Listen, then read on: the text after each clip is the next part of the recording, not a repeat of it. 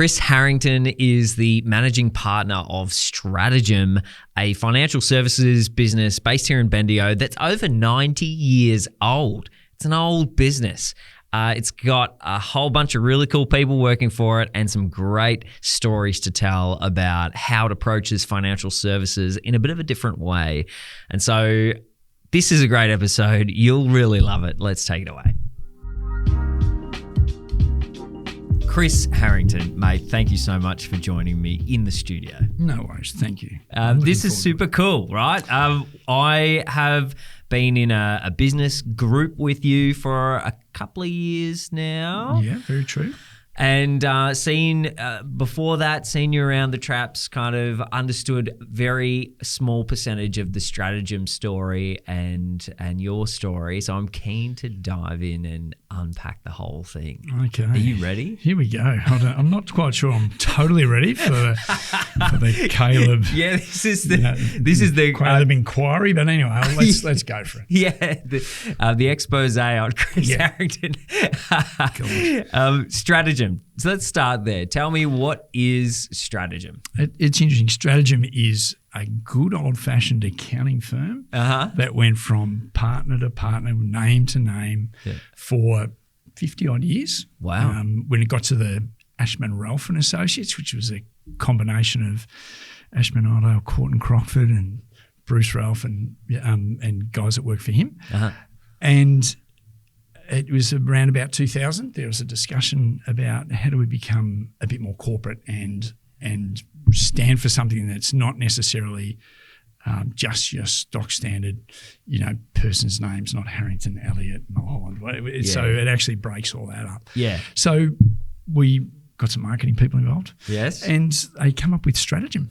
Nice. So the whole idea of Strategem being a strategy, but a gem of a strategy. So even though it's not exactly how it works out, but that's sort of the idea of it. And it's around financial services. Yeah. And even though we were initially an accounting firm, but did sort of tax services in the good old days back out of the Sanders Trustees building starting in 1932. Whoa. It actually became... along the way, the forefathers got an investment services license, and hence Strategem Investment Services exists as well, which was part of the Ashman, Ralph and Associates brand at the time too. Cool. So there used to be, I remember as a youngster before I was actually working there, buying some shares in the main office at Really? Yeah, which was interesting. Bendigo mining shares, as everyone sort of knows what they used to do in the 90s, 80s and 90s. But anyway, that was the start of my little journey in that part of it. But love that. You're the second guest on this podcast to disclose their ownership of Bendigo mining shares. That's right. Don't own them anymore. Did own them for a short period of time. It was a big investment for me at the time. And that actually went okay. Hey, good. Yeah. I think, I did the old, minimum $500 or something with someone else. So two of us went into it. Hey. And we thought we were rock stars when we made some money, and then we thought leave the rest of it roll, but it's not there anymore. But that's fine. That's fine. That's right. I love that. So the business has two arms to it now, right? Do you want to lay that out for me? Yeah. So we have business services and we have investment services. Now they encompass quite a deal of departments within them, but they essentially investment services has a license and business services has a license as well, and they operate in different fields, obviously with the business services license having a tax agent's license, and then all the bits and pieces that come with that. And then we have the investment services, which also we do have our own AFSL, so we have to meet the requirements to maintain that AFSL on an annual basis. So that is quite onerous. So we don't link ourselves to a bigger organisation. It is us that operate that. Love it. Yeah. So Australian Financial Services License, AFSL? Correct. Oh, man, guessing acronyms, it must be a specialty. Well done. Well, we have more acronyms than you can poke a stick out in our little world. But look, I came from the Army, and we have a 3-letter acronym for 3-letter acronyms, TLAs. You don't bother saying the actual full thing. So, no, I'm totally au fait with that. Yeah. So that makes sense. So 2 arms. Tell me a little bit about scale. What does the business look like from an employee standpoint? Yeah. And So look, we have 50 full-time equivalents, which is about 65 staff altogether. So we have a great little contingent of staff that are sort of 9 to 3, and they do a great job. And it's interesting how they come in at 9 and they finish at 3 and they push through. I think sometimes they've got a real reason to be there, and they want to clear that inbox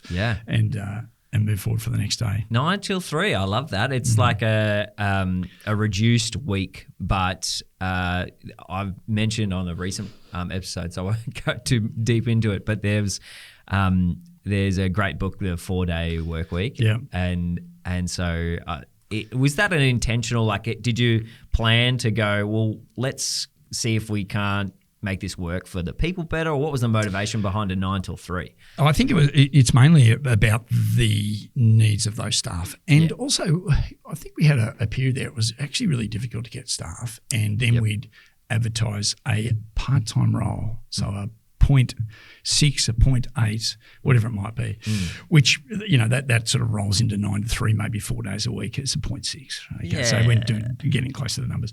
And people would come in and apply for the jobs and then say, now, I'm already working a job like this at this rate, 9 till 3, but I then get all this extra work on top of that. So I end up being more, when it's really it feels like I'm doing a full-time job. So when we apply for the job, is it really 9 to 3? Yeah. And that's and that's what was from that.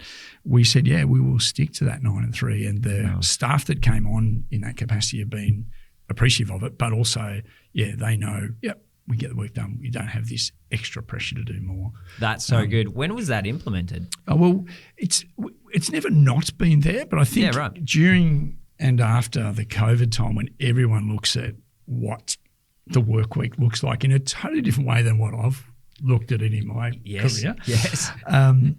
That's when it sort of evolved more to say, no, this is a part-time role. This is what's expected. And you can go home and it's fine. You don't have to think it through any more than that. In saying that, all of our staff have the capability to take their laptops with them, go home, work at home. And we have different levels of flexibility in that area as well. Yeah. So even a full-time equivalent, has the ability to work at home if needed, which some of our staff actually have never worked a 9 to 5 in the office for their career. Wow. Just the fact that they come on board during that COVID time, it was like, we're working from home, we're doing this, and there was no immediacy to be in the office all the time. Yeah. They actually, when you say, we want to get in the office more, it's sort of like, but I don't get it. What for? I just do it now. It's. I think the thing that those younger staff members, particularly if they're client facing or, professional in what they prepare and do every day, they miss out by actually not being in the office and just by osmosis hearing what other people are talking about. Easy to sort of say, I've read this. Does it mean that? Yeah. Or does it mean that? And that's an important part of that next part of people's careers. Yeah, that was going to be my question, a little bit about how do you manage that from a leadership perspective and acknowledge the flexibility and the value that has to employees, but then kind of encourage and say, hey, if you want to progress in your career, then you're actually probably going to need to change the way you're doing things. Yeah, and that's a conversation we have regularly. Yeah. And it's more now, I think, that the world is much more normal, I'll call it, than what it was. But we are certainly having more conversations with staff around exactly that. Yeah. Just sort of saying, well, where do you see a career going? And the big thing is it's your career. It's not my career or our career. Yeah. It's your career. So where do you see it going? What would you like to get out of it? Yeah. And we're here to help. Yeah. We want to encourage you to go along to seminars. We want you to encourage and come into appointments with, as soon as you can with clients and more experienced staff. Yep. And it is that understanding of that particular person and where they want to go, and we think this is the best way to go forward, and let's work with that as best we can. No, nice. I like that. So tell me a little bit about the history of the business, right? It's an old, you said 1930 something? That's right. We traced it back. We did we got to 90 years a couple of years ago, and we said, let's do a history lesson and go back. And we spoke to Bruce Ralph was still with us then, and Bill Ashman was also still with us back when we started the research for this. Unfortunately, those men have now passed away, but we just picked their brains a bit and said, well, what about this and what about that? And that's where we could just keep sort of pushing back to say, well, then he worked for them and then they worked for them. And the names changed and the office positions changed, but it was a really interesting process to go through. Yeah. And right. Yeah. And so what does the leadership look like over that period? Like you said, it went from, different partners kind of headed it up, or different combinations of people on the partnership. Yeah. When, initially it just started as you could just hang your shingle out and say, I'm an accountant. And and that's what people did. And are you serious? Hang on. Like, you didn't need a qualification or anything? No. It might have stopped you. That. It might have stopped you from doing some things, but you could certainly just get there now and start the ball. And obviously, professions have changed over time, of course, and there would always be they were educated people. Yes, but you could actually put your shingle out there and say, Chris Harrington, accountant, and so where'd you do your school, Chris? Oh. At Bendigo Senior Secondary College, or Catholic College Bendigo, whatever it was. Yeah. And that sort of it. But okay. that's changed though. That's right. And you could. I know a former long-term employee of ours, Johnny Ledwidge, who was a great man. So John got he never did a full university degree. He just by experience, and then they test you. For him then he got a fellowship of the Tax Institute, and he was able to practice, but in a different way and a different era than what we do these days. Yeah. Well, man, we'll get into that. The landscape of tax and accounting has gone through a bit of change, but so the business it's very different now than what it would have been throughout the journey. But what has changed and what stayed the same? Like, what do you think? I think that the thing that you always want to remain the same is that there is people attached to the business, and even though the partners change and the staff change, but you do, and which is hence the name, I suppose, to say that this is the business is Strategem, and this person works for Strategem and represents Strategem, if you want to call it that. So, and looking for an appropriate reputation, and the old trusted advisor role is really, I don't think that's changed all the way through from when, and some clients still do it, but the old shoebox to accounting systems to, who knows what's next, but we've got AOE and all those kind of things. And the actual compliance part of making a bank reconcile, which, we used to do on ledger paper in the good old days when maybe somebody first started. But now, that's going to be done in a totally different way. So that's where, you need to be that trusted advisor, and advice is what it's about, really. Okay, here's the options. This is the way to do it.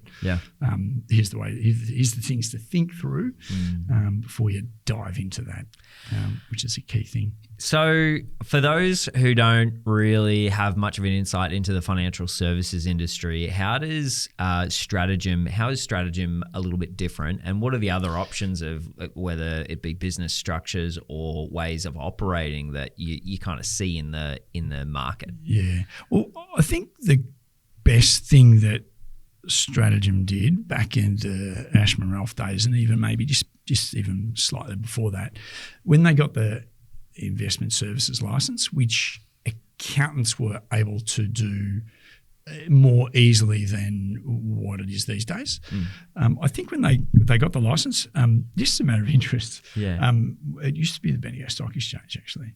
Uh-huh. And Ashman, Ralph and Associates had that license, which then got taken. And this is a bit of a history lesson. Really? Then it went to the National Stock Exchange, which was a second-tier exchange. So, people could come in and list your company with on the Bendigo Stock Exchange, and then go from there and become the National Stock Exchange, which is Newcastle had one as well. Bendigo had one. Really? They combined and it was off.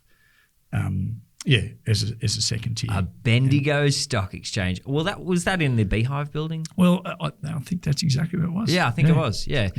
That's amazing. And the actual license though was with the forefathers of our business. Wow, that's pretty cool. Yeah. So then that license after Bendigo Stock Exchange combined Newcastle National Stock Exchange. Yeah. So it was a classic compliance issue where to keep that license, you were going to see the hoops. Well, we got a lot more hoops and there's a few more hurdles to jump than what initially it would have been. Yeah. Which the original date, I'm not quite sure, but that's how it sort of works. So I was like, it doesn't really make sense for a business our size to actually have this. So that's when the discussions happened. And it was actually Bendigo Bank or Bendigo Community Banks that was one of the reasons that they could list on a second tier stock exchange. Wow. And so that's one of the other things that sort of come about. And that, which was the combination that went through the National Stock Exchange. But that's amazing. Yeah, interesting. Wow. That is a bit of history. Yeah, you laugh at. Well, you don't laugh. You just say the way things were done and how different world. Correct.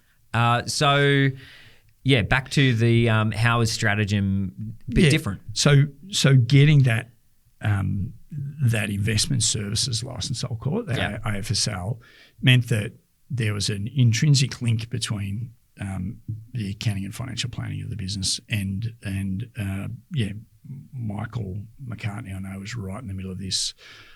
Trevor Crockford and Pete Smith and Andrew Snowden, Rob Cord, there's a whole bunch of them there. They actually really ran the business as one client, I'll call it, but we can give you both services. Whereas there's often, you need to have, you do need to have two engagements, like engagement for investment services, engagement for business services, but we sort of took the opinion, let's work together. And so instead of having a financial planner down the road and your accountant, up the road, we're actually in the same office. And love it. That's something we really try and work on these days too, to make sure that it's very clear that, hey, we can do these things for you. Yeah. And that's what probably gives us a bit of a difference in what we provide to our normal. Yeah, it sounds like it. There sounds like a challenge could be though when you have two different services, two different compliance kind of things, two different teams, to working in those services, that it would be very easy for them to become really siloed and separate. How do you encourage that kind of outcome from the customer's perspective, that they can, services on this side are kind of encouraged and services on this side are encouraged? And that's you're spot on. So if you look at our the Strategem logo, trademark, it's actually links of a chain is what that is, right? Yep. So really it's you come to get a tax return done when you start working. Yeah. Okay. So you get your tax return done, you make a few bucks, you might get a refund, happy days. But then you may go into business, or you'll get money paid into super for you, or you might want to buy your first house, or you start on that journey, that financial journey. Yeah. And that's where, we can sort of assist right through that. Yeah. So then I know some of my bigger clients have now retired, done a terrific job during their business life. Hopefully, we've helped them along the way to get to a position where you don't have to worry too much about your financial position during retirement. Nice. But they have now, they're decent sized investment services clients, but some of them I don't even have to do a tax return. I do an imputation credit tax return, right? So it takes not long at all. But at one stage of their career, they were operating a decent sized business, and they were a big business services client. But in the background, we're working with our investment services team to really slowly but surely bring them into a position where I don't have to go to work tomorrow because I've set myself up well enough. And whether that's a good business sale or accumulation of assets along the way, it's all a combination of that, just depending on what type of business they got. But love that. It's the nice way, the cradle to grave type service. And then what you like to do then is that these people have children, and then they go through the same process, and you can start to build that. And hopefully with that next generation of accountants / advisor as well in there for them too, so that that can continue to come through. Wow, that's the kind of things you get to look at and think about with a business that has operated for so long, right? You're able to look multi-generational at your customer base and go, well, we were serving, grandparent, will serve parent, will serve child. How much of that do you see as a byproduct of the legacy of the business being a lot of newer customers are family members or children of existing customers? Yeah, it's certainly a link to it. And it's what you search for. You think if you're servicing your clients well, they're going to say, just come here, son, or come here, daughter. Just go and see this person. And then they hopefully get that same service level moving forward. So we've got, there's a strong link intergenerational wealth or intergenerational services is what you're looking to do. Yeah. And there is elements of that you always need to be focused on it, thinking about it, asking those questions, because what we also do through the investment services area, which is another little department off to the side, is aged care, which is really growing in the way it's evolving. And you then find yourself, if it's two parts to it. One is you're either dealing with the people that are trying to help mum and dad get into aged care, and enjoy their later years, or you've got mum and dad sort of saying, we're not quite sure what's going on here. We've dealt with you for a long time. We now need some assistance here. And it's normally obviously dealing with that next generation down to assist with that. Yeah, that's an interesting one, because from a business perspective, and growth perspective, you would have seen the when I had initial kind of business training there, I had the explanation of the boomers as one of the biggest, the biggest segments of our market, and they were like the tennis ball in the hose, right? If you follow that tennis ball along, and you're able to serve them, and it went through all of the businesses that had served them over the years, and grew off the back of serving baby boomers really well, because there's just so many of them. Yeah. And so we're hitting a stage now where that's where they're starting to get into that kind of stage of life. Correct. Later years, and thinking about, already well into retirement or mid-retirement or at the end, kind of thing, and then looking at aged care. Is that been an intentional thing of you're like, well, this is what we're seeing a little bit of. What could we do to prepare ourselves to serve these people really well? Yes, certainly. It's the aged care area's got more complicated, and it is growing. People are living longer. Yeah, and even though they've pushed the retirement age out slightly for age pensions, etc., it is people are living 5-10 years longer than what they were. So there is a need then for the care and support to put around them, and it's a very emotional time when people come to that. Mum and dad can't live at home anymore. Yeah, we're seeing the issues here. Yeah, and and it is. Minefield may not be the word, but there's a lot of Can be fraught. Correct. There's a piece of string in there, and sometimes you don't know how long it is to actually just go through the hoops to, number one, get a position, and number two, get the position as financially effectively as possible with a whole heap of different RADs. And Ooh, what is a RAD? That's the.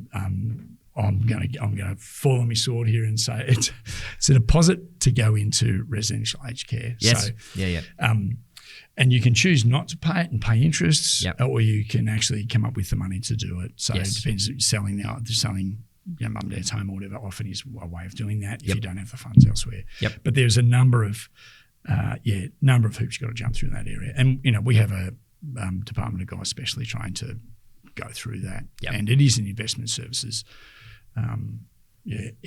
department that is getting more and more. Is required more and more. Yeah, too right. Now back to the communication within the business. How do you ensure that those lines of communication on a specific client's needs are really open?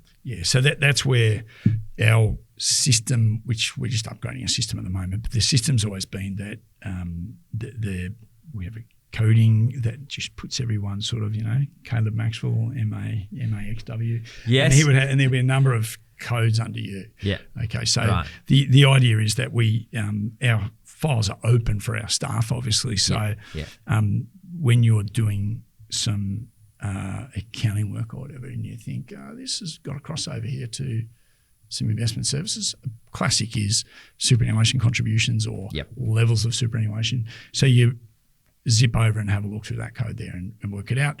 And we also have an internal training regularly. So it's one of those things where we have locked in training, but every single week in the business service area and the same in investment services area. Yeah. And it really is one of those where at different times we have an internal speaker who just comes across and says, hey, these are the things, these are the changes that have happened in aged care. These are the changes that are happening in risk insurance. These are the changes that are happening in the $3 million superannuation rule, all those kind of things. So it just keeps everyone thinking through.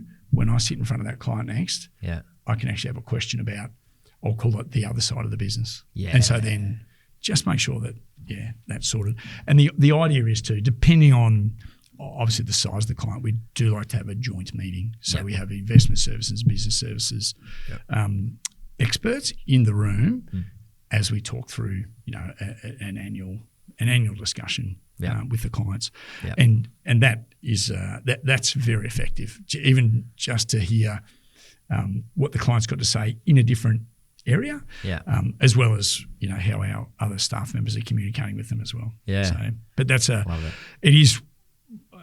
As I say, it's the idea of the business is that you come in when you're young, we look after you all the way till whilst you're with us, and how you want to pass your assets around. We don't do wills, but we certainly have many conversations with solicitors to say, well, this is the structures that you need to deal with if the worst happened. And often they'll pick our brains just to make sure that the intentions of the client are going to be recognised if the worst thing happened.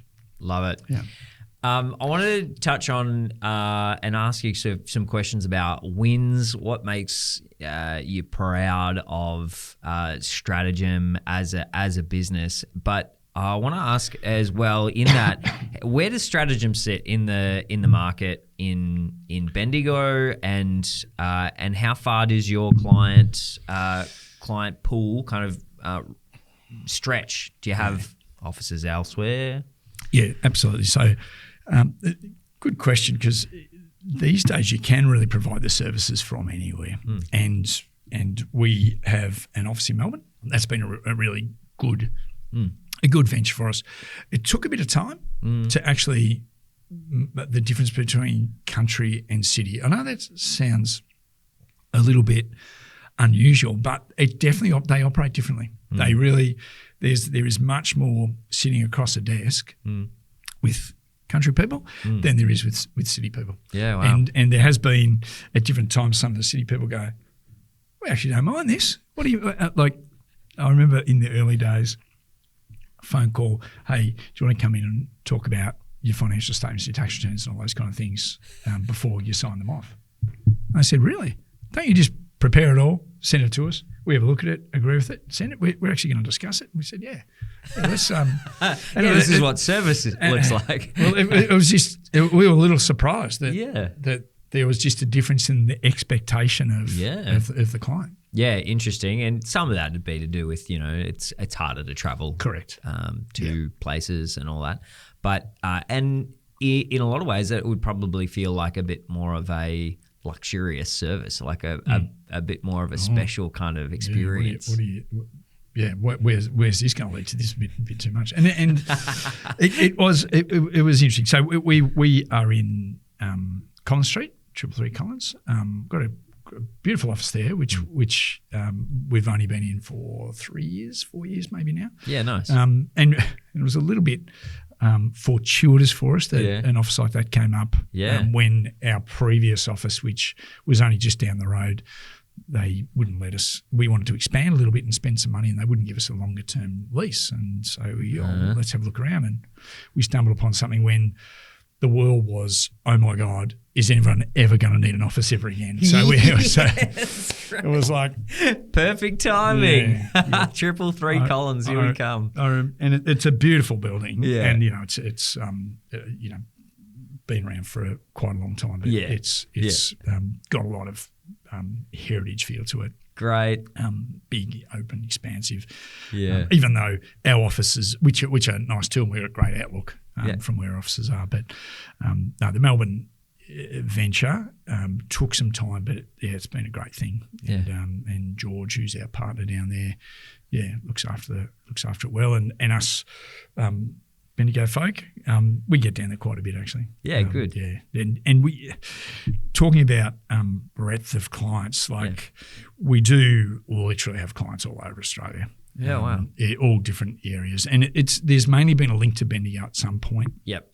And I do know I've got a number of clients in WA now who come over for Bendigo Mining and for Perseverance, which is now Agnico Eagle. Yes. They come over here and you meet them in just normal community environments and find out what you do and then strike up a relationship, all goes well, and then the mining pivot shifts. Yeah. They go back to in this case WA and South Australia, but they say no, we're happy with everything you do. That we can still do it, over the internet. There's still got links to Victoria.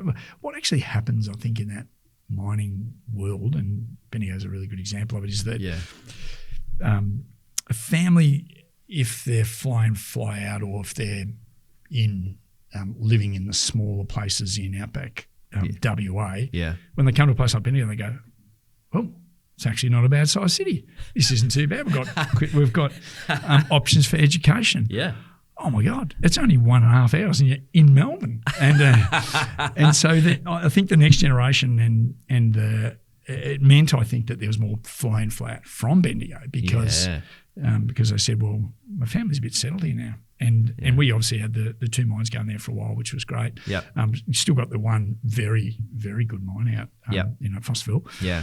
But that's where the next generation are actually, they consider themselves Victorians. And so they're actually, my home was Bendigo. It wasn't Kalgoorlie or Camp Boulder. Price. Correct. All those kind of things. Yeah. So they have, that's where the link. So I know my clients still travel back to Bendigo quite a bit. Yeah, wow. So spread out all over the place with a couple of different offices. What about Strategem makes you feel really proud? You're a managing partner. What is it? What are some wins that you can hang your hat on and say this makes Strategem pretty remarkable? Yeah, I think our community foundation was a great thing that we put in place, and Kevin Martin was the bit of an instigator behind that. We were doing various community things, but we got the option to actually make a difference in a few areas. And cool. Tell me about that. Yeah, it was one of those things where we combined with another foundation, and that just led to the start of us being able to give a grant. Okay. Cool. And so that grant then just opened up a number of different organisations then, applied for it.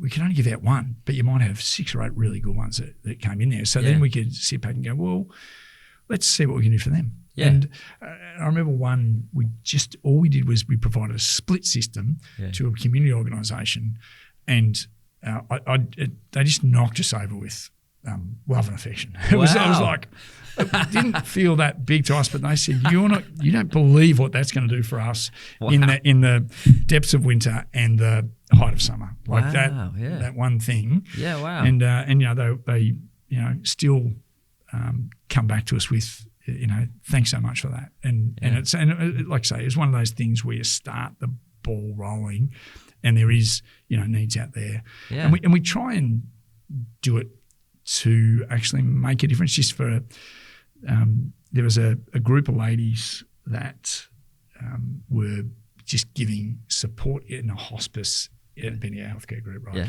Not an organisation at all. Yeah. No, they applied, and we said, well, you don't fit any criteria. Actually, not an organisation. We can't actually give you some money. But we said, what you're doing is such a great service, and it's all volunteer. Yeah. Let's see if we can help out. Yeah. So we went back through Bendigo Healthcare Group, and they said, no worries. But those ladies do a great job. Let's work it out. So we donated back through the healthcare group, who then gave the massage chairs, is what they were, into the hospice area. But it was just finding a way to say, let's see if we can help these people. Love that. So how long's the community foundation been going? It would be, I'm going to say 20 years. Very close to 20 years. And what does the process look like for grant funding? How many grants do you give out? So what we do is we give one grant out a year, and we do some work with a fabulous guy called Mark Cubitt, and he has his own foundation. So we assist him, and then he provides a grant back to us, which obviously has to then fit within all the the DGR status, deductible gift recipient, to actually give the money. But so that's the sort of the starting point. We do that once a year, and that's the starting point for finding out what are the other projects we might be able to help out. Cool. And so then we then virtually just make donations through to those entities. Nice. And it works out. It works out really well, and it is. One of those things where we had the ability to get commissions, but we said, no, we won't take the commissions. And the way the system has worked in financial planning, the commission system has been wound down. But so what we did was we would say to a client, we normally don't take commission here, but what we'll do is, if you're happy with it, we'll take the commission, but we'll quarantine the money and we'll give it out to the community. And I said, no worries. Okay, so hold up here, and it will explain the commission structure for those who don't know. So is this with like mortgage broking? No. So it's similar. So it's in the investment services area. We would place a self-managed super fund. I'm just going to pick an example there. Self-managed super fund's got some money. Yep. We place the money for them at a really good interest rate with a certain financial organisation, and we had the option of ticking a box and getting a commission, and we were a fee for service business, so we would say no, and that's. But then we said, well, where does that money go for that commission? It actually just stays with that financial institution. So we said, well, if we can maybe tick the box, with the consent, consent of the client, the money sits into an account. We would contribute to it as well. So Strategem, the business, would contribute too. Yeah. And it wasn't lots and lots of money. It wasn't big amounts of money. But that then just gave us a bit of a foundation there. Cool.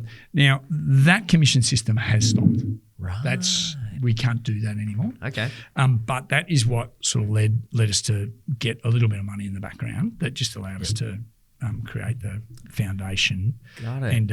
And donate the money out. I love that. So the way we do it now is that we still work with Mark. Yep. And that still gives foundation, and then we don't take the commissions, but we look at how we can actually support certain organisations along the way. Nice. What's been some of your favourite? Like, I love the story about the ladies at the hospice, but what have been some of your other? It was a little community. They were a church group, the one I said, where they were actually operating underneath an old church, and they're inside a bit of a cave, really. Wow. But they used to provide meals. Yeah. Voluntarily. All the volunteers come in and they provide meals. So we just made it a nicer place. That was it. That was That's a great cool. one. We've also done like riding for the disabled and help them get a cart for so the kids in wheelchairs could jump in the back of the cart with their wheelchair to pop up there, and then the horse could lead them around as well. Wow.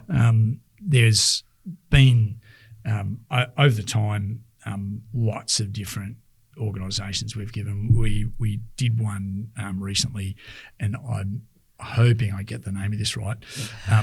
It was actually a reading.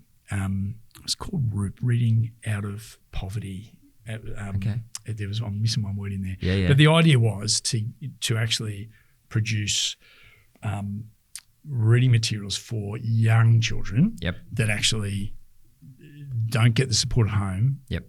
Because reading is one of the most fundamental things to allow your education to happen before you go to school. Yes. And then once you're at school, that you go home and you read to mum and dad. So or whoever it might be. So this is a group that actually supports that. Cool. Those kids that fall between the cracks, and they come in and they provide a group of people to go and just let those kids get that foundational education. So love it. We supported them, and that was a really good thing. And even though you see the actual benefit of that, not necessarily straight away, but over time, if we've got one child to maybe get a better education than he got before, we'd be very happy with that. Yeah. Well, where does the motivation come from, and what are the gamut of benefits that Strategem get from doing something like a community foundation? Well, it's interesting. I think we sit in a privileged position, to be honest. Like we're dealing with people who are going quite well 9 times out of 10 in their financial position. So it's really a matter of saying, well, what can we do to actually get more people into this position as well? And I know, another one we did support at one stage was young mothers groups that where they weren't able to get the education they wanted for whatever reason that may have been, and then it was just supporting them through at a bit older, probably with young kids, just giving them a bit of support around, again, an education focus so that they could actually get to the career that they wanted to get to. Yeah, cool. But it is, when you're in a position where you can actually, let's stop and think, what can we actually give back in some way? And we are not a charity. We don't do it all day, every day. Don't get me wrong there. But it is, we're in a position where we can actually help people in different ways. So let's see what we can do. And the financial education's a big part of that, I think. And sometimes people don't understand the fundamentals of what money can do for you in a good way and a bad way. Yes. And being able to give a bit of education back there as well. And look, the foundations of the community foundation is there's a money aspect to it and there's an education aspect to it that we like to think, well, how can we actually give a bit of education back to people as well? And then there's a volunteering part of it. So we're very happy for our staff to say, hey, I'd like to volunteer and help out a community organisation. Can I have a bit of time off? And we're more than happy we'd do that. Nice. And we've done that at different things with school breakfasts, sort of vans, etc., that sort of go to different schools at different times. So we'll give a couple of, the staff will get time in lieu for getting up early and go and helping at one of those, which is pretty cool. Yeah, it's a good one. Tell me a little bit about staff. So you're sitting at about 65 staff. 65 full-time. all staff, and that's 10 in our Melbourne office. Yep. 2 or 3 after school kids that come in and get a bit of an idea of it and do the bits and pieces around the place. Yeah. And then there's the 0.6s, the 0.8s, the 0.5s that actually fill it in. So it works out to be about 50 full-time equivalents. Yeah. So tell me, from a leadership perspective, how are you keeping staff engaged? How, we went through the Great Recession, not the Great Recession, the Great Resignation. Yeah, it is. Where it was just like, where's all the people gone? Where did they go? People that want the work, where are they? Like, we've got the jobs, where are the people? Yeah. Crazy time, right?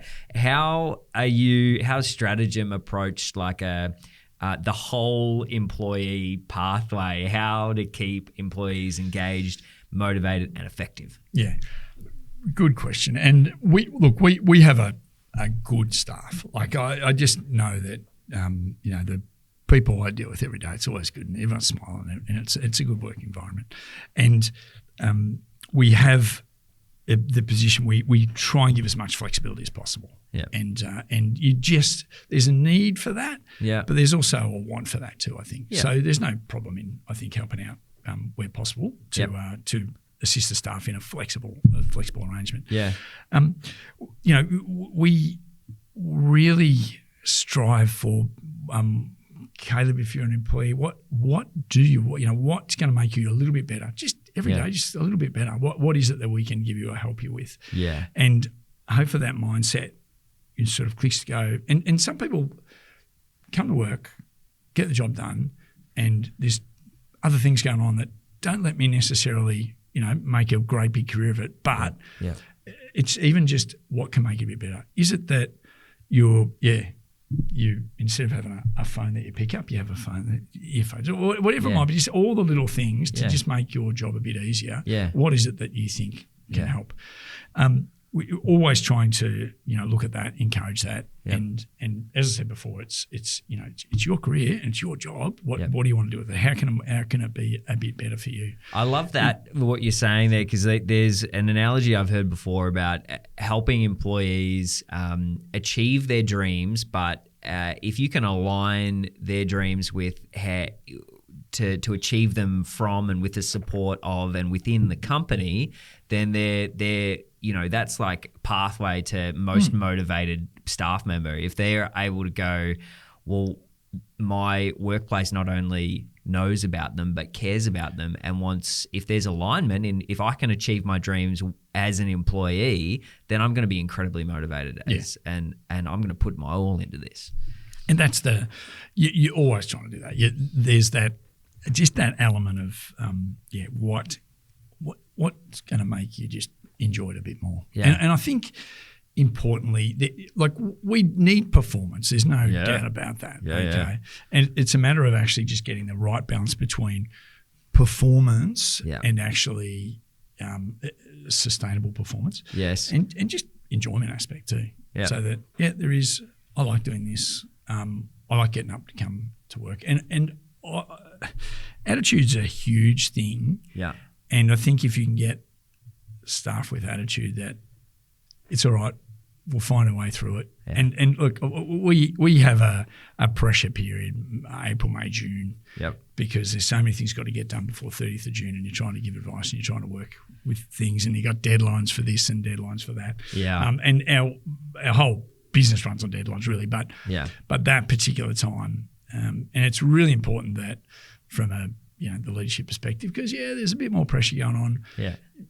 You're still approachable. It's not like, can't go near him for a few months, or you've got to, you've still got to give that. Yeah. Hey, it's all okay. Yeah. We get there tomorrow. Yeah. And let's chat about it. And the other thing is, when no one's perfect, we make mistakes along the way. As long as let's fix it, let's get it right. Yep. Let's quickly move to that. Yep. And you have those times where it's like, I'm not going to enjoy this phone call, but I better ring up and say, look, there's been a bit of a blue happened here. This is the way we think we can fix it. What do you think? You're happy with that? And you need to make. I think you need your staff to think, not expect that that's going to be a bang across the head for them. Yeah. It's going to be like, no, that's actually what we like to do. That's Yep. That's a real important element of the service we provide. There's a couple of things you've mentioned that are real like keys to the role of leadership, I think, is that when things are hard, people look up and go to look at the leaders and go, are we really in trouble here? Or should I be stressed or should I be anxious? They're going to look at you and go, well, is Chris anxious? Is Chris stressed? Is Chris angry? You're setting the tone with you and your partners and in your management structure. You're setting the tone for how we respond in highly stressful situations. Yep. And so if you can bring a sense of calm as much as possible to say, look, it's okay. This is what our business is like, right? Yep. And if we're not enjoying life now, then, what are we doing? And look, we all have our moments of stress where you go, yes, oh my God, the list just ain't getting smaller. But I remember someone once said, how do you need an elephant? One bite at a time. Just get rid of one, get rid of another, and think about what you're doing and who can help you out. Yeah. And as long as there's that, you can help me out, but guess what? I can also help you out. I think that's important too. Yep. That's And the other point you touched on has actually just escaped me, but I'm sure it was gold. And for anyone listening there, you'll be able to think, no, I know what it was. Chris, this has been so cool already, but I want to spend a bit of time on your personal business journey. You are managing partner of Strategem, a mid-90-year-old company. How did you get there? Good question. Maybe I just didn't stand back fast enough when they were. No, look, so we've. It's interesting. There was, I'll just take one step back. Yeah. As a young kid, I used to be able to add up numbers in my head, right? So people said, "You'll be an accountant," and I thought, don't even know what an accountant is, but anyway, you go through these things. Anyway, yes. The interesting thing to me is that my family, so brothers, father, mother, relations, uncles, aunties, everyone's been business people. I've just lived in this little world where everyone's actually had a business. Wow. They're electricians, they're tyre service, they're farmers, they're cabinet makers, real estate. There's just been a lot go on, and it's just understanding how you actually operate a business, or the stresses, the strains, the everyday scenario, has always led to the fact of it's not 9 to 5. Yeah. Yes. Set some good expectations for you. Probably right. Yeah. And it was always like, do you, the harder you work, the luckier you get type scenario. Yeah. And in a good way, you can see the rewards that come from that. Yeah. But you also see that it doesn't just come. There is an expectation of having to do some things that are go above and beyond and understand that kind of thing. So even though I was good at adding up numbers, and there's a bit of you're a young person trying to choose what you're going to do. Oh yeah, I can get into that course. I can do that. I actually enjoy that. I think I said once before too. There's that little accountant inside that just likes things to add up, and good, that just adds up. you just have great. That. But also, I think the thing that I've enjoyed most is that it's actually a livelihood. It's a person's business, and there's all this compliance stuff that's got to happen, but there's all these other things that are happening all the time. Oh, how are the staff going? What are the deadlines like? Oh, what's cash flow like? What the phone rings at an unusual time. You got to take it. It's just.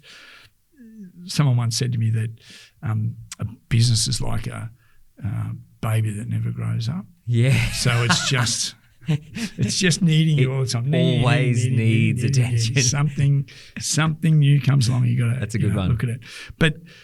that's the aspect that I've always really liked. That just actually, like it is a bunch of numbers, and it is something, and we do provide the compliance part of it, but there's all this discussion in between about how do we make them better, or what are they telling us, or where are the problems in what we're doing, which often get reflected in the numbers, but it's actually not the numbers. And that's where so good the phone call comes in. What am I going to do with this? Well, that's actually a legal problem, but I'm glad you rang me. Let's think it through like that and speak to this person. And so you do, often build that rapport with your clients for them to go, I'm not actually sure who should answer this question, but I'll just start with you. And, that's cool. And when that happens, I think that's when you realise, oh, they actually appreciate what I'm doing. And that's a win, and it's good. It's go in really the morning, cool. never quite sure what's going to happen. Even this morning, just a phone call that came in, and it was just like, yep, do this, do that, yep, good. And again, it wasn't for me to do, but it was just for me to maybe give a little bit of direction and advice. So cool. That is the thing that I like most, I suppose, about the job. It's really cool. It touches on a really interesting point. There's a couple of types of accountants, right? There's the compliance officer for the ATO, and then there's the strategy, the one who understands business and understands what numbers can say and can interpret them and can be an advisor to you. And what I'm hearing is that you really enjoy the fact that you can sit in that advisory role and be the trusted person that someone comes to when they're like, well, this is a business problem. Don't really know who's going to solve it, but I know Chris will help me. Yeah, and that is the where you like to get, and you don't always get it right. Yeah. I have to say that up front, but you get it right more often than you get it wrong. Yep. And that's the thing. And you do have, I remember one day a client who rings me up for more things than he needs to, but that's fine. But he rang up and he just rang up and he said, now I'm just ringing up to say thanks. I've got nothing to tell you today except I appreciate the fact when I really need you, you're there for me. And I go, thanks. Great phone call. But it was and you think, oh yeah, all right, I get it. That's good. That's so good. Yeah. So do all accountants set out on their journey with the same direction, or do some are some happy to be just the compliance guy or girl, or does everyone hope to be the advisor? Oh, I think there's an element of personality comes into that. Yep. And the 9 out of 10 accountants, when you do the Myers-Briggs test, all land down here on the accuracy and the compliance angle. I need it to work. I need it to be here, and I'm going to play by the rules, and I'm going to do this and do that.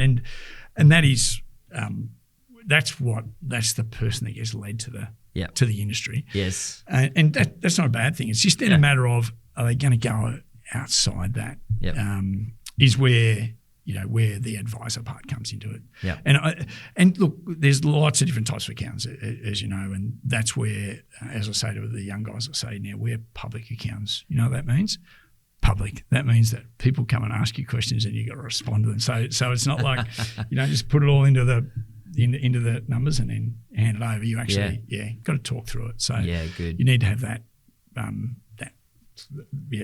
but give a bit of personality to what you're doing as well. Which is important. So you set off with a bit of business understanding, having been surrounded by it for a lot of your childhood growing up. Did you set out on accounting straight away? Well, I actually did. I studied at La Trobe, went a long way, lived just over the back of La Trobe Uni, so I could walk to uni. But Great. But no, so I went down that path, and you're never quite sure. I think as you go along, you start to pick up the profession, pick up what you're doing, look a little bit ahead. Yeah. And I think I'm not sure when young guys start to do that, but I think I got to a point where I sort of looked ahead and go, no, I can see that I don't mind doing this. I can do this for my career. Yeah. But where and how and what and why. Yeah. And where's the next point, and what do we want to get to next? Yeah. And fortuitously, I went to Trevor Elliott, who's one of my partners now in business. Went to his going away drinks because he was going to Melbourne, and on his way out, he said, "No worries, thanks for coming along." And he goes, "You should go. You should apply for my job." And I said, "What do you mean?" He said, "Oh, they haven't got anyone to fill my position. You should apply for it." And I said, "Well, I haven't even thought about that." He goes, "Well, anyway, you should think about it." I get a phone call the next day. Yeah. "Do you want to go?" All right. So away I went, had the interview, thought, yeah, I can see. I think this is going to work. I think I like what I hear. This is different to where I've been, and it was one of those first times where it was actually thinking career. I actually, before that, we're all going to be an AFL footballer, aren't we? And anyway, totally. I got to a point. I go, no, all right, let's make a career decision, and it was great. And then there was, just got into it, got the feel for it. What was the business called then, by the way? It was Ashman Rolfe and Associates. It was. Yeah, and sort of got to a point where, other people were saying you should get a bit more, you should apply for partnership, you should, not exactly apply for partnership, you should get further. And so I said, all right. So there was that encouragement to actually progress. The opposition, the opportunity came up. Yeah. Why not? So, nice. So that sort of come on board, got the chance to be a partner, took it. When was that? That was 2004. Yep. But you have, I don't know, buyer's regret, is it? I don't know. I remember thinking, you've just locked into something. It could be a long time. And yes. It was like, anyway, but so glad I did it at the time. Yeah. And my wife encouraged me to do it because I know she's probably going to watch this and say, yeah, I know, and look what it's done for me. But anyway, time-wise. Yes. But no, she was like, let's do it. We had a young family, and it was a good time of life, really. Sort of, finding your way through business, and had some, really good forefathers as well to follow. And then we. Soon after that, that's when the business went down the CEO path. So we sort of had a managing partner. We used to have partners meetings every week, and the managing partner would say this and do that. And it was a bit over the top, probably in hindsight, when you look back. We're talking about how many pages of photocopies done and stuff, when you think, probably don't have to get that in that depth. But that's great. But then we sort of got to a point, and the bean counters got there and worked out, well, if we get a CEO to do this, and this, it means we all have a bit more time and don't have to do something. So the way we went down that track worked really well for a long time. We had 3 different CEOs over the period. Yeah. And then just think of the dates, 2021 maybe, 2022, 2021. We sort of sat back and we're having a bit of a navel-gazing scenario of we're doing what we're doing. Yeah. And we decided as a partnership group that we'd just restructure and actually bring the managing partner position back in. Uh-huh. And it was unusual because it was like, oh, righto, who's that going to be? The way we're all structured, I think I was a logical choice, and with the right structure around us. So we had, we've got a good little internal team that helps immensely. Yes, it would fall over without them, I will say. And then I'd never really had a big management position. I'd just sort of been building a client base and looking after the clients and doing this and that. It would always have, your bit to say, but didn't run too much of it. Did a few different partner roles at different times, but this was a little bit bigger than that. And it's been really enjoyable. I will say that. And it's had its challenges, and I want to keep making sure that that the clients don't get ignored or not serviced as well as they should. Yep. But it makes you think hard about how many hours in a day and what you should be doing with those hours. Yeah. Right? And there's a lot of stuff where you you look at you get a bit caught up in your own importance sometimes in thinking you don't have to. Somebody else can do that, and somebody, they're good people that know what they're doing. So think about it and structure yourself the right way. And so I got the partners. I didn't exactly put me out and say, oh, that's what I've always wanted to do. But it's been a good experience. It has been. What falls on the shoulders of a managing partner as opposed to the rest of the partners? What does your role in that role look like? So the way we actually operate, so we actually have a board, right? So the board is all the partners, and we have a couple other people that come in at different times onto that board. They set the strategy. We have a chairman. George is our chairman at the moment. He's in Melbourne. And then they set the strategy, and that strategy comes down to the managing partner to make sure the strategy happens. Right. So, we have, a finance area, marketing, IT, and then what we call it business services. So Bendigo Melbourne, but all under the one banner, business services and investment services. So each of those have got their own people that are in charge of them to a degree, and then I've just got to make sure that they're all doing the right, doing as per the strategy. Yep. And with the marketing and IT, we do have staff that are more expert than I am. That's for sure, particularly IT. But I've just got to make sure those wheels turn in the appropriate way. Yep. And we have one of the partners looks after the finance, and obviously we meet and make sure that it's going the way it should be going as well. Nice. And obviously the other two areas of the business, which is so it's a bit of an oversight, overarching position. Yeah. But you just need to at different times look after things you would never expect you'd have to look after. But it happens. And look, we've just been through a bit of an internal renovation of the building, so that fell into my court with a couple of terrific staff that helped out. Yep. And it did take a while, but we got there, and we've got a great working environment physically as well as I'll call it emotionally. Is it emotionally? I don't know if that's a word, but culturally, and the bigger, fresher kitchen and nice. And, everyone has the environment itself. 25, 30 years old, so it was time, and great help from our landlords to get that over the line. Love it.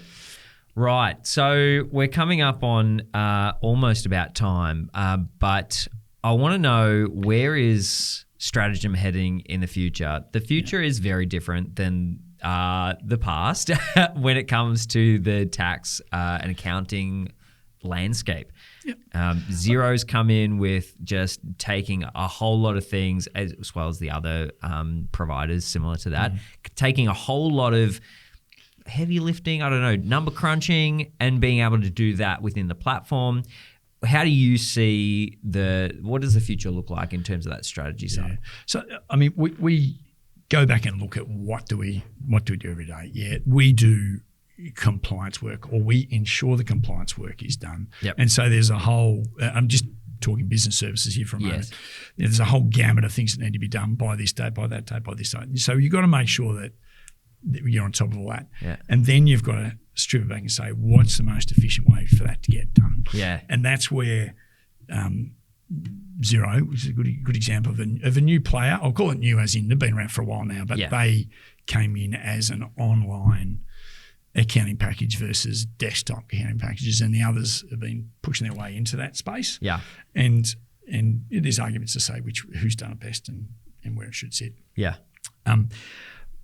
It's really, you've got to get the feedback from your clients, from the people you deal with. What do you want? What do you need? You've got to make sure you have that conversation, which then guides your direction moving forward. Yeah. So there's no doubt that compliance services purely are going to get cheaper, or cheaper in comparison to what the value of the dollar is right now. Yes. So that's the angle where you need to say, okay, we need to do that and do it very efficiently. So what is the most efficient way to do it? Yeah. And that's and one size doesn't quite fit all. So depending on what people do and how they operate their business and what service they provide or what they manufacture or what they sell Yeah. is different for everyone. So you've got to find the right package for them. And there's an element of how much do they want to do versus how much do you need to do, and is there someone that can step in the middle here to make it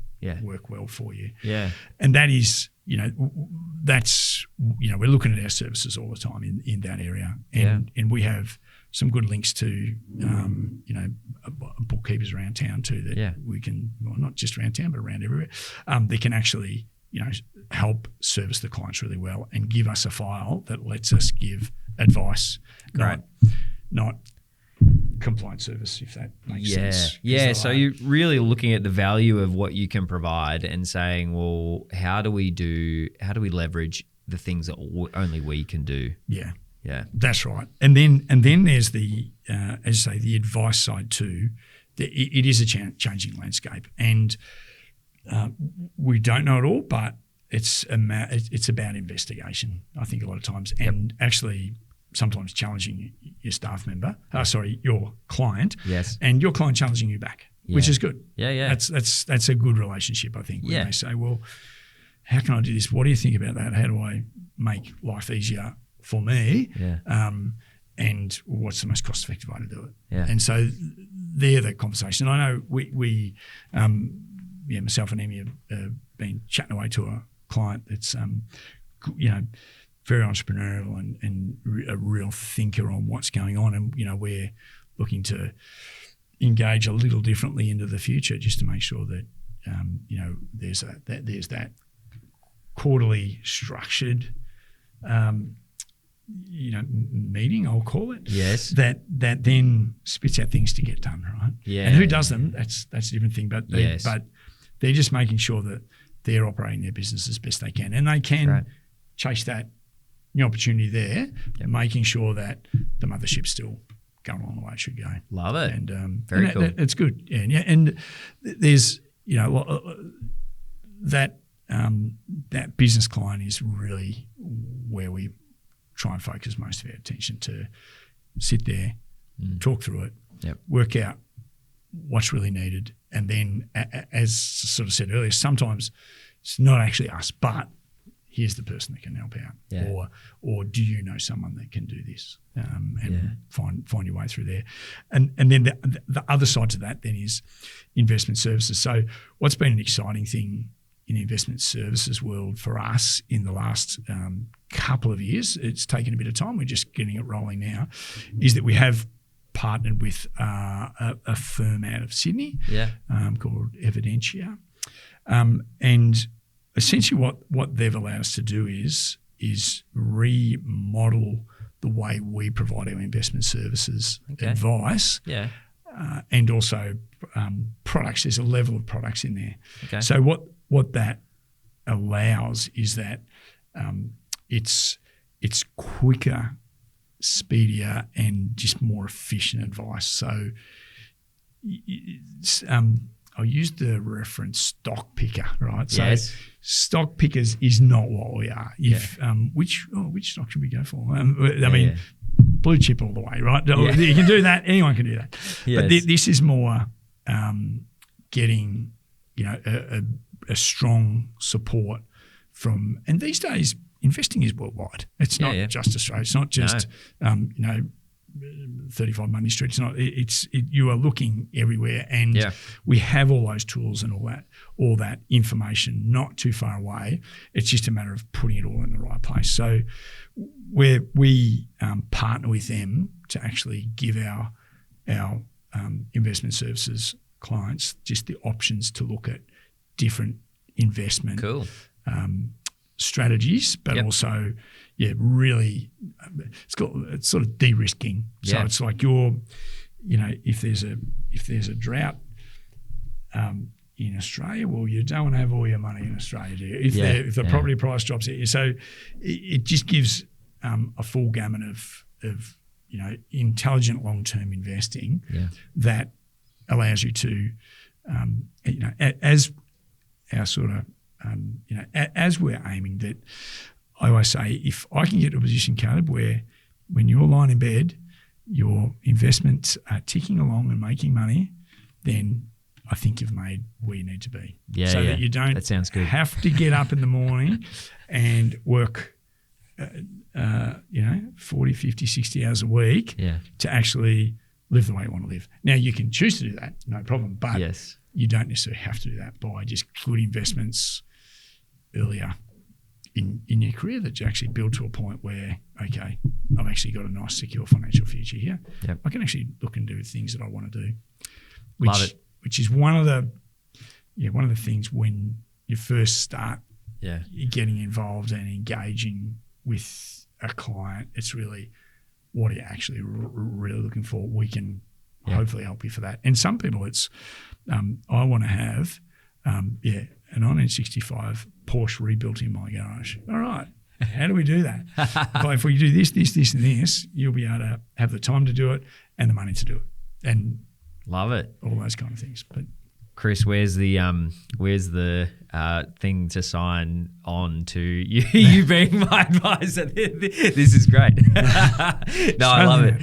I can see you've built a career of really being the bridge between what someone wants to achieve and what's required and the steps in order to get there. Yeah. And that's it's pretty evident in where you're able to operate as a leader within a great business, not just in Bendigo, but Australia-wide. It's very cool. Yeah.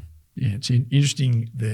There's all roads lead to Bendigo to a degree, but that's actually getting more fragmented, I think, as time goes on. Yeah, big time. Chris, this has been so much fun. Thank you for spending the time with me. You wouldn't believe it, but we have been speaking for well over an hour, and it's been all good stuff. Like that's the best kind of conversation, is one that just absolutely flies. Like nearly every episode I record in here. So thank you again for joining me, and mate, I can't wait to follow along on the Strategem journey as it progresses. No worries. Thanks, Carl. Appreciate you inviting me along. No worries. Well, that's it for this episode. If you really enjoyed listening, why don't you drop a comment in the comments below? Make sure you like the video and subscribe to the channel so that you get updates on when all of the next ones come out. That really helps grow this little community of people that are diving into regional business and celebrating and learning more from it. So really appreciate your support, and I can't wait to see you in the next one.